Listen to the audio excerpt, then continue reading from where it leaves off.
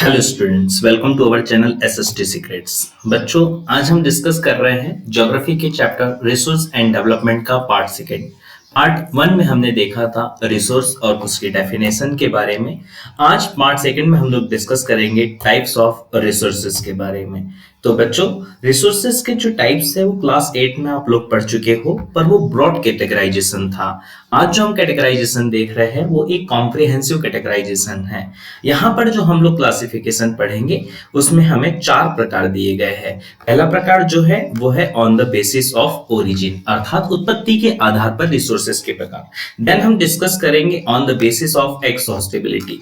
एक्सहॉस्टेबिलिटी का मीनिंग होता है बच्चों बीइंग प्रॉपर्टी ऑफ बीइंग एक्सहॉस्टेबल, अर्थात समाप्त होने के गुण के आधार पर रिसोर्सेज के प्रकार। देन हम लोग पढ़ेंगे on the basis of ownership. Ownership के आधार पर रिसोर्सेज के कितने प्रकार होते हैं। देन लास्ट टॉपिक होगा हमारा on the basis of status of development, अर्थात विकास के जो स्तर है उसके आधार पर रिसोर्सेज के प्रकार को हम लोग देखेंगे। तो आइए एक एक करके हम डिस्कस करते हैं। तो पहला पॉइंट है बच्चों हमारा on the basis of origin, अर्थात उत्पत्ति के आधार पर रिसोर्सेज के प्रकार। उत्पत्ति के आधार पर बच्चों रिसोर्सेज के 2 प्रकार होते हैं। पहला जो प्रकार होता है वो होता है बायोटिक रिसोर्स का, अर्थात जैविक संसाधन। अब जैविक संसाधन क्या होते हैं, तो इसका पहला फीचर होता है बच्चों have life. Resources which have life, ऐसे संसाधन जिसमें जीवन होता है, ऐसे संसाधनों को हम बायोटिक रिसोर्स कहते हैं। अब बायोटिक रिसोर्स मिलते कहां से है बच्चों, तो ये मिलते हैं बायोस्फीयर से, ऑब्टेन फ्रॉम बायोस्फीयर, जैव मंडल से इनकी प्राप्ति होती है। For the example human beings, मनुष्य भी एक कौन सा रिसोर्स है, बायोटिक रिसोर्स है, क्योंकि हम एक जीवन होता है हमारे अंदर। उसके बाद बच्चों एग्जाम्पल है फ्लोरा फोना एंड फिशरीज, वनस्पति है, जीव जंतु है, मछलियां हैं, ये सभी बायोटिक रिसोर्स के एग्जाम्पल होते हैं। बायोटिक रिसोर्स के बाद दूसरा जो इसका टाइप आता है बच्चों वो है on the basis of origin में सेकेंड टाइप है आपका अबायोटिक रिसोर्स। अबायोटिक रिसोर्स को हिंदी में कहा जाता है अजैविक संसाधन। अजैविक संसाधन अजीव, जिनमें जीव या जीवन नहीं होता है। इसके फीचर्स है हैव नो लाइफ, इसमें जीवन नहीं पाया जाता है। नॉन लिविंग थिंग्स को ही हम लोग अबायोटिक रिसोर्स कहते हैं। Can be obtain from lithosphere, ये 2 वर्ड आपको याद रखने होंगे। पहला जो हमने पढ़ा वो था बच्चों बायोटिक रिसोर्स, वो मिलते थे बायोस्फीयर से, और अबायोटिक रिसोर्स कहां से मिलते हैं, लिथोस्फीयर से। For the example rocks metals, इसके 2 एग्जांपल है चट्टाने और धातुएं। तो ओरिजिन के आधार पे 2 प्रकार, biotic resource, abiotic resource. Biotic resource में लाइफ होती है, अबायोटिक रिसोर्स में लाइफ नहीं होती। सेकंड पर आते हैं बच्चों हम लोग, और सेकंड है आपका ऑन द बेसिस ऑफ एक्सहॉस्टेबिलिटी, अर्थात समाप्ति के गुण के आधार पर रिसोर्सेज के प्रकार। क्या कोई रिसोर्स हमें जो प्रकृति ने गिफ्ट के रूप में दिए हैं, नेचर ने हमें जो गिफ्ट दिया है, वो क्या हमें हमेशा के लिए मिले हैं क्या, नहीं, ऐसा नहीं है। कुछ रिसोर्स रिन्यूएबल होते हैं, कुछ रिसोर्स नॉन रिन्यूएबल होते हैं। तो बच्चों आप देखिए, जैसे आपको सन एनर्जी दिखाई दे रही है, सोलर एनर्जी, आपको यहाँ विंड एनर्जी दिखाई दे रही है, ये एग्जॉस्ट नहीं हो सकते, ये हमें हर दिन प्राप्त होते हैं, रिन्यूएबल है। आज एक बार सूर्य निकला, सनसेट होने के बाद दोबारा सूर्य निकलेगा, अर्थात ये जो रिसोर्सेस है हमारे लिए ये रिन्यूएबल रिसोर्स है। प्लांट हो गए, ये भी हमारे लिए रिन्यू होते हैं, एक पौधा मर जाए पुनः बीज लगा दीजिए, आपको नया पौधा मिल जाएगा। सेम उसी तरह वाटर आपका वो भी एक रिन्यूएबल रिसोर्स है। तो डेफिनेशन देखते हैं, the resources which can be renewed, ऐसे संसाधन जिनको हम क्या कर सकते हैं, रिन्यू कर सकते हैं, या फिर रिप्रोड्यूस्ड, जिन संसाधनों को किया जा सकता है, ऐसे संसाधन रिन्यूएबल कहलाते हैं। अब रिन्यूड और रिप्रोड्यूस कैसे होते हैं, बाय फिजिकल, केमिकल और मैकेनिकल प्रोसेस। इनको हम भौतिक क्रियाओं के द्वारा, रासायनिक क्रियाओं के द्वारा या मशीनी क्रियाओं के द्वारा हम इनको रिन्यू कर सकते हैं। ऐसे संसाधन हमारे लिए जो है वो रिन्यूएबल रिसोर्स कहलाते हैं। अगला पॉइंट पढ़ते हैं, दिस कैन बी रिप्लेनिश्ड, ऐसे जो संसाधन होते हैं इनको रिप्लेनिश किया जा सकता है या एक निश्चित समय में पुनः प्राप्त किया जा सकता है। फॉर द एग्जाम्पल अभी ऊपर हमने देखे सोलर एंड विंड एनर्जी, हमारे लिए जो सौर ऊर्जा है, जो वायु ऊर्जा है, पवन ऊर्जा है, ऐसे संसाधन हमारे लिए आते हैं। सेकेंड एग्जाम्पल है water then forest and wild life. ऐसे हर संसाधन जिन्हें हम एक निश्चित समय के बाद पुनः प्राप्त कर सकते हैं, ऐसे संसाधनों को हम लोग बच्चों रिन्यूएबल रिसोर्स कहते हैं। देन डिस्कस करेंगे हम एक्सॉस्टिबिलिटी के आधार पर नॉन रिन्यूएबल रिसोर्सेज को। नॉन रिन्यूएबल का मतलब होता है जिन्हें फिर से नया नहीं किया जा सकता, अर्थात अनवीनीकृत संसाधन। These occur over a very long geological time। एक लंबी भूगर्भिक प्रक्रिया के बाद ये हमें प्राप्त होते हैं। कई हजारों सालों की प्रक्रिया होती है, तब जाके रिसोर्स हमारे पास आते हैं। Takes millions of years in their formation. इनके निर्माण में हजारों लाखों साल लग जाते हैं। कोयला कोई आज की देन है क्या कि आज हमने कोई यहाँ पर किसी पेड़ के फॉसिल्स को दबा दिया और 4 दिन बाद देखा कोयला बन गया? नहीं, ऐसा नहीं है। इन रिसोर्सेस को बनने में मिलियंस ऑफ ईयर्स लगते हैं, लाखों सालों की प्रक्रिया होती है। For the example minerals and fossil fuels. इनके एग्जाम्पल है खनिज और हमारे जो क्रूड ऑयल होते हैं, फॉसिल फ्यूल्स होते हैं, इनको कहते हैं। एग्जाम्पल्स में यहाँ पे भी आप देख सकते हो, फॉसिल फ्यूल्स कोल एक बार यूज करने के बाद इनका दोबारा उपयोग नहीं किया जा सकता, न्यूक्लियर एनर्जी है, और एलपीजी जैसी नेचुरल गैसेस है।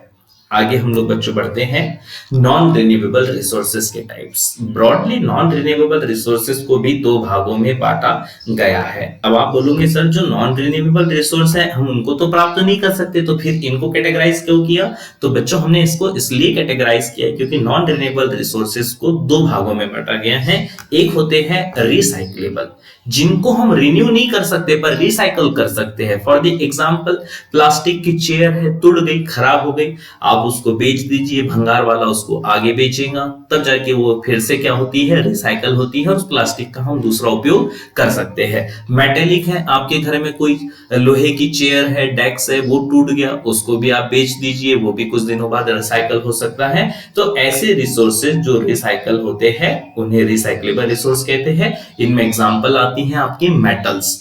देन इसके बाद बच्चों हम बात करते हैं नॉन रिसाइक्लेबल। नॉन रिसाइक्लेबल जिनको हम रिसाइकल नहीं कर सकते। For the example kerosene oil है, मिट्टी का तेल है, पेट्रोल डीजल है, एक बार उपयोग हो गए, दोबारा उसका उपयोग नहीं किया जा सकता है। तीसरे टाइप की ओर बढ़ते हैं बच्चों हम लोग, और ये जो तीसरा टाइप है ये है on the basis of ownership. Resources के ऑनरशिप के भी आधार पर टाइप्स होते हैं। इन्हें 4 भागों में बांटा जा सकता है on the basis of ownership. Ownership के बेस पर रिसोर्स का जो पहला टाइप होता है वो होता है इंडिविजुअल रिसोर्स या फिर व्यक्तिगत संसाधन। व्यक्तिगत संसाधन जिस पर किसी एक व्यक्ति या व्यक्तियों के समूहों का स्वामित्व या उनका अधिकार होता है। फॉर द एग्जाम्पल आपके घर में जो कुआं है उस पर क्या पड़ोसियों का अधिकार है, या आपका जो लैंडफॉर्म है क्या उस पर आपकी कम्युनिटी या समाज का अधिकार है? बिल्कुल नहीं। तो ऐसे संसाधन जो किसी व्यक्ति की निजी संपत्ति होते हैं, इंडिविजुअल होते हैं। These are privately owned resources. ऐसे संसाधनों को हम प्राइवेटली ओन करते हैं या उनका स्वामित्व हमारा निजी तौर पर होता है। Village people own land and kettles. गांव के लोगों के पास जमीन होती है, उनके अपने जानवर होते हैं, जबकि शहरों में अगर लोगों को हम देखें तो अर्बन पीपल ओन प्लॉट्स। उनके पास में प्लॉट्स होते हैं, फ्लैट्स होते हैं या फिर अदर प्रॉपर्टीज होती है। ये उनकी पर्टिकुलर प्रॉपर्टी होती है, इसीलिए ऐसे रिसोर्सेस बच्चों हम लोग क्या कहते हैं, individual resource. For the example plantation, pasture lands, ponds and water in the wells are the individual resources। ऐसे संसाधन सारे व्यक्तिगत संसाधन कहलाते हैं। नेक्स्ट होते हैं इंडिविजुअल के बाद में आती है बारी कम्युनिटी रिसोर्सेस की। ऐसे रिसोर्सेस जिनकी ओनिंग या फिर जिनके ऊपर राइट्स कम्युनिटी का या हमारे समाज का होता है, ऐसे रिसोर्सेस को कम्युनिटी ओन रिसोर्स कहा जाता है। फॉर द एग्जांपल हम लोग देखते हैं पिकनिक स्पॉट्स होते हैं या फिर पॉन्ड्स होते हैं, तालाब होते हैं, इनके ऊपर किसी एक व्यक्ति का अधिकार नहीं होता है, इनके ऊपर कम्युनिटी का राइट्स होते हैं। These are resources accessible to all. ये संसाधन सभी व्यक्तियों के द्वारा उपयोग किए जा सकते हैं। द मेंबर्स ऑफ कम्युनिटी, इसके ऊपर समुदाय के लोगों का अधिकार होता है। For the example grounds, grazing grounds, burial grounds, किसी व्यक्ति के मरने पर जहां उसे दफनाया जाता है, ऐसे शमशान ग्रह जो होते हैं उस पर भी सारे समाज का अधिकार होता है। विलेज पॉन्ड है, पब्लिक पार्क्स है, प्लेग्राउंड है, पिकनिक स्पॉट्स हैं, ये सभी जो रिसोर्सेस होते हैं ये कम्युनिटी ओन्ड रिसोर्सेस या फिर ऐसे संसाधन कहलाते हैं जिस पर सारे समुदाय का अधिकार होता है। व्यक्ति के बाद समुदाय, ऑनरशिप के आधार पर जो अगला प्रकार है बच्चों वो है नेशनल रिसोर्सेस। ऐसे कुछ रिसोर्स होते हैं जिस पर ना मेरा अधिकार होता है ना समाज का अधिकार होता है। ऐसे रिसोर्सेस जो देश की संपत्ति होते हैं, जो देश की विरासत होते हैं, ऐसे संसाधनों को हम लोग नेचुरल रिसोर्स कहते हैं, नेशनल रिसोर्स कहते हैं। नेशनल मतलब राष्ट्रीय संसाधन।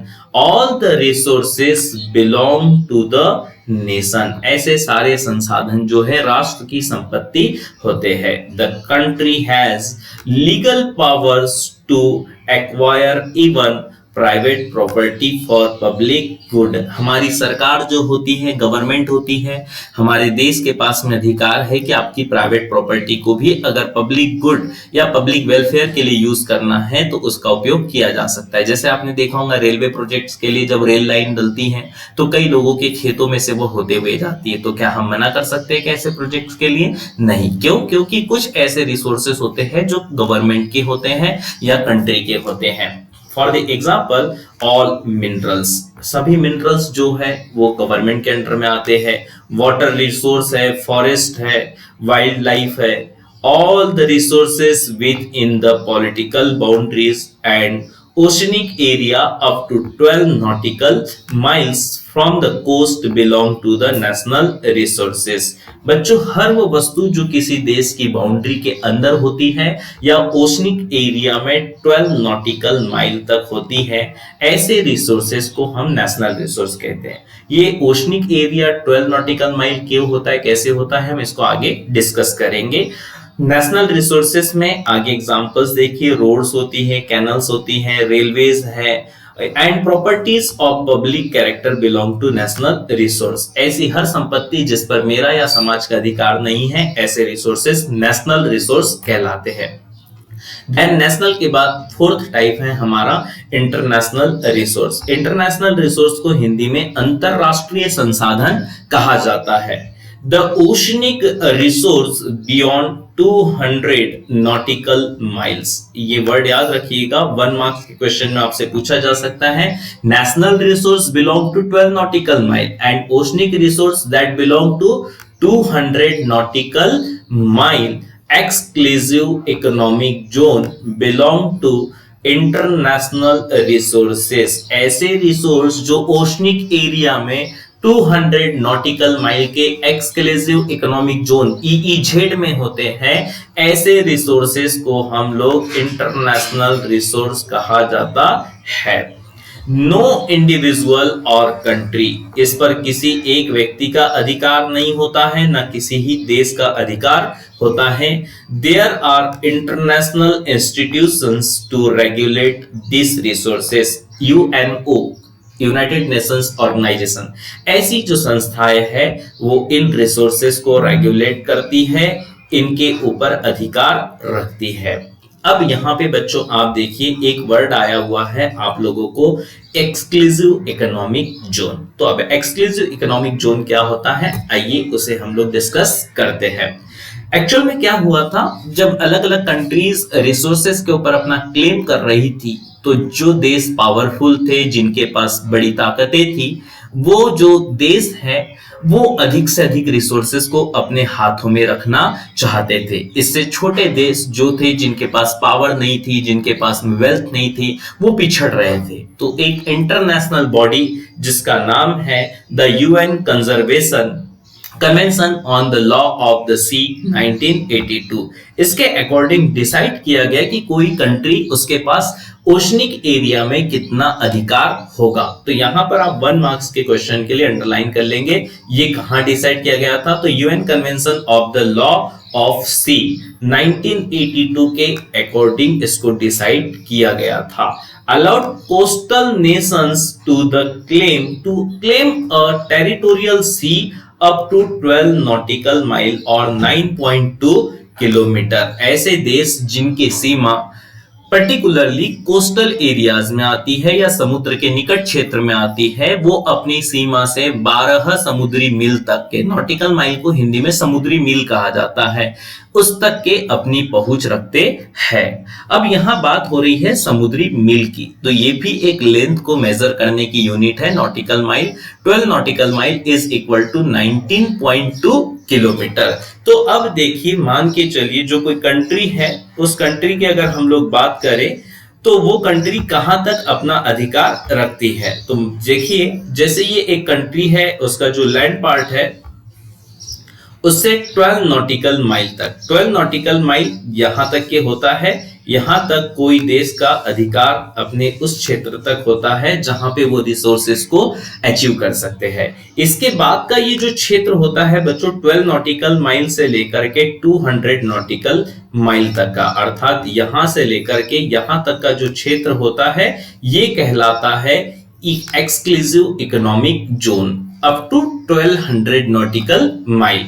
It also allowed jurisdiction over resources, control over fishing right। इस क्षेत्र के जो देश है वो यहाँ पे फिशिंग कर सकते हैं, साइंटिफिक रिसर्च कर सकते हैं and environmental protection in a zone up to 1200 nautical mile और 370.4 किलोमीटर ऑफशोर। अपने समुद्र सीमा से कोई भी देश इस क्षेत्र तक के कोई भी आर्थिक गतिविधि कर सकता है, कोई भी इकोनॉमिक एक्टिविटी कर सकता है। It is known as exclusive economic zone.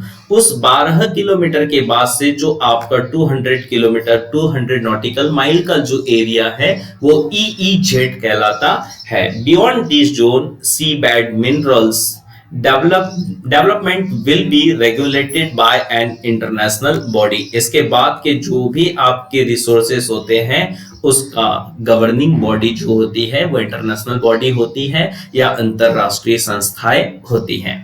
तो अगर आपसे क्वेश्चन पूछा जाता है कि भारत जो कि कोस्टल कंट्री है, एक कोस्टल एरियाज में कहां तक माइनिंग कर सकती है, फिशिंग कर सकती है, तो आपको याद होना चाहिए बच्चों, हमारे पास में जो ऑथराइज्ड एरिया है वो 12 नॉटिकल माइल का है और उसके बाद 200 नॉटिकल माइल तक के हम लोग इंटरनेशनल गवर्निंग बॉडी के साथ में या उसकी परमिशन से फिशिंग और साइंटिफिक रिसर्च, एनवायरमेंटल प्रोटेक्शन के काम हम लोग कर सकते हैं।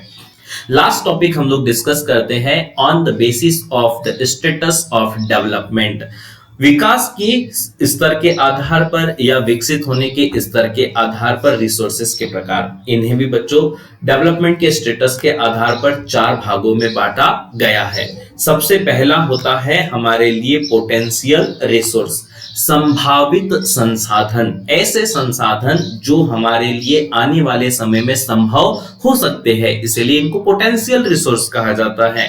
डेफिनेशन देखते हैं हम लोग, resource which are found in a region, ऐसे रिसोर्स जो किसी क्षेत्र में मिलते हैं but have not been utilised, परंतु अभी तक के इनका उपयोग नहीं किया गया है, आर पोटेंशियल रिसोर्सेज। ऐसे संसाधनों को संभावी संसाधन कहा जाता है। This resources will be widely used shortly, आने वाले समय में जब हमारे पास कोई रिसोर्स कम हो जाएगा तब हम ऐसे रिसोर्सेज को आने वाले समय में यूज कर सकते हैं। याद रखने के लिए बच्चों, पोटेंशियल रिसोर्सेज के लिए आप एक शॉर्ट ट्रिक में याद रखिएगा, resources which can be utilised in future time, जिनको हम लोग भविष्य में उपयोग कर सकते हैं, ऐसे रिसोर्सेज पोटेंशियल रिसोर्स कहलाते हैं।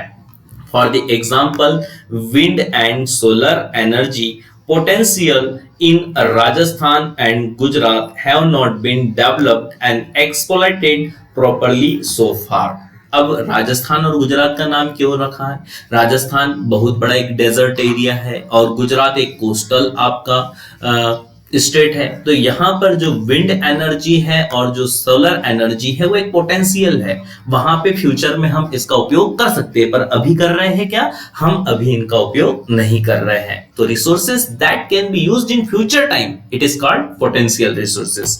देन सेकेंड टाइप हम लोग जो डिस्कस करेंगे वो होते हैं डेवलप्ड रिसोर्सेज। ऐसे रिसोर्स जिनकी क्वांटिटी, जिनके हमें प्रॉपर्टीज के बारे में पता होता है, ऐसे रिसोर्सेज को हम डेवलप्ड रिसोर्स या हिंदी में विकसित संसाधन कहते हैं। These are the resources served.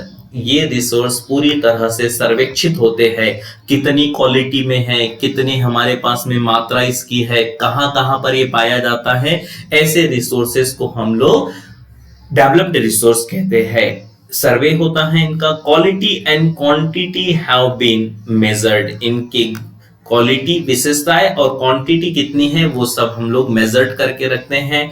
Determine for the utilization, कितना उपयोग किया जाएगा, कितनी मात्रा में हमारे पास में है। जैसे आप लोग सुनते हो कि कुछ सालों में कोल खत्म हो जाएगा, तो कोल खत्म हो जाएगा, समाप्त हो जाएगा, मींस उसकी क्वांटिटी, उसकी क्वालिटी हमें पता होती है। The development of resources depends on the technology and level of their feasibility. Feasibility का मतलब होता है बच्चों, कोई संसाधन हमें कितने आसानी से उपलब्ध है या उसका इकोनॉमिक वैल्यू कितना है, उस आधार पर डेवलप्ड रिसोर्सेज को आप जान सकते हो। For the example coal, iron, cobalt, zinc, इस तरह के रिसोर्सेज जिनकी क्वालिटी, क्वांटिटी सभी आपको पता है, ऐसे संसाधन डेवलप्ड या विकसित संसाधन कहलाते हैं।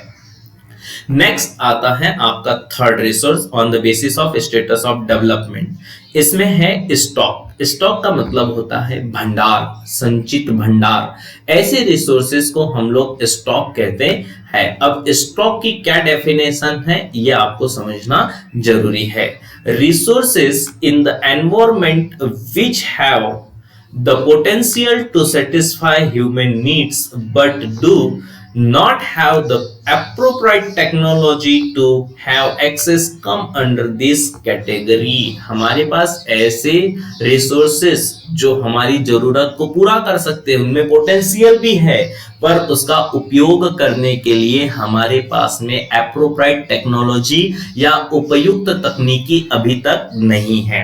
जैसे बच्चों आप लोग सभी जानते हो H2O, हमारे पास में जल भरपूर मात्रा में है, तो हम लोग उस H2O का उपयोग नहीं कर सकते। क्यों नहीं कर सकते? क्योंकि वो अभी केवल एक जल है।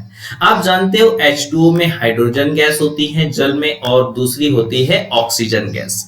अगर हम इन दोनों को अलग करें तो हाइड्रोजन गैस का उपयोग एक एनर्जी रिसोर्स के रूप में किया जा सकता है, परंतु अभी तक हमने कोई ऐसी प्रॉपर टेक्नोलॉजी नहीं बनाई है जिसका उपयोग हम लोग एनर्जी डेवलपमेंट में कर सके। तो ऐसे रिसोर्स जो हमारे पास तो है, पर टेक्नोलॉजी के अभाव में हम उनका उपयोग नहीं कर सकते, तो ऐसे रिसोर्स स्टॉक में आते हैं। यहाँ एग्जांपल दिया गया है, we haven't so far developed the technology to make inflammable gases like hydrogen and oxygen on a large scale from water। हमारे पास समुद्र में बहुत सारा पानी भरा हुआ है, परंतु समुद्र के पानी का उपयोग करते हुए क्या हम हाइड्रोजन ऑक्सीजन को अलग अलग कर सकते हैं? नहीं कर सकते हैं। तो ऐसे रिसोर्स जो हमारे पास पर्याप्त मात्रा में है, परंतु उसका हम लोग टेक्नोलॉजी ना होने से उपयोग नहीं कर सकते, ऐसे सारे रिसोर्सेस स्टॉक कहलाते हैं, संचित भंडार कहलाते हैं। लास्ट टॉपिक हम लोग डिस्कस करेंगे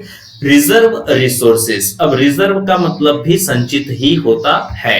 अब स्टॉक में और रिजर्व में बहुत ही हेयरलाइन डिफरेंस है, बहुत छोटा अंतर इसमें है। इसको आपको अगर समझना है तो डेफिनेशन देखते हैं। These are the subdivision of stock। जो रिजर्व रिसोर्स होते हैं वो स्टॉक का ही एक सब डिविजन होता है।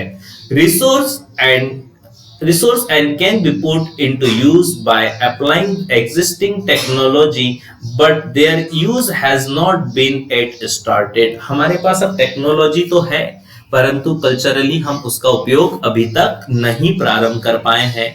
ऐसे रिसोर्सेज को हम रिजर्व रिसोर्स कहते हैं। For the example, this can be used to meet our future requirement. हम इसका उपयोग कब करेंगे? आने वाले भविष्य में करेंगे।